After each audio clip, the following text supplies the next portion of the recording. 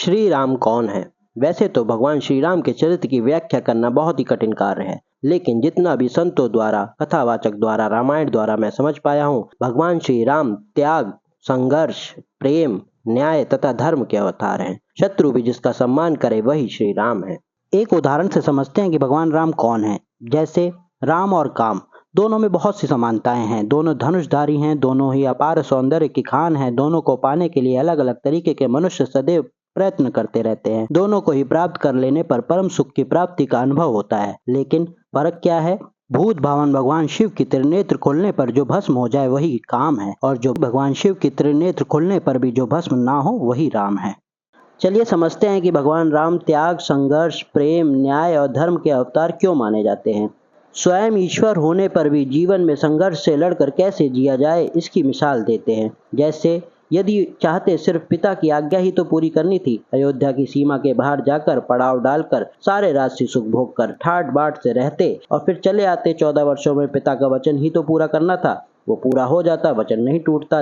लेकिन यदि वे ऐसा करते तो सिर्फ राजा राम कहलाते, भगवान राम नहीं।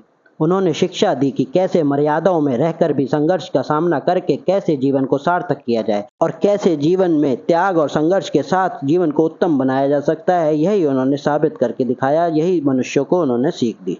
इसीलिए हम उन्हें मर्यादा पुरुषोत्तम कहते हैं, क्योंकि वह मर्यादाओं में रहकर भी पुरुषों में उत्तम है। जीवन भर छोटे से लेकर बड़ों तक सबको अपनी प्रेम की डोर में बांधे रखा। हर परिस्थितियों में प्रेम से कैसे जीवन को व्यतीत करना जाए और कैसे प्रेम को हर प्राणियों में बांटा जाए, यही उनका प्रयत्न रहता था। नफरत, क्रोध, ईर्ष्या से कैसे दूर रहा जाए, सदैव यह उनका विचार था। पिता के अन्यायपूर्ण आदेश के बाद भी हंसते हंसते संतान धर्म का पालन किया और वन में जाके अनेक ऋषि मुनियों के धर्म अनुसार सेवा की। यह उनके धर्म पालन को दर्शाता है। त्रेता युग के समय की परिस्थितियों अनुसार सही होने पर राजा होते हुए भी प्रजा व सामाजिक न्याय के लिए अपनी प्राण प्रिय पत्नी लक्ष्मी स्वरूपा सीता माता को भी अपने से दूर कर दिया। इसलिए श्री राम के नाम पर जो भी मनुष्य जाति धर्म के सहारे समाज में नफरत फैलाता है, वह सही मायनों में प्रभु श्री राम के विचारों का मजाक उड़ाता है और कुछ नहीं।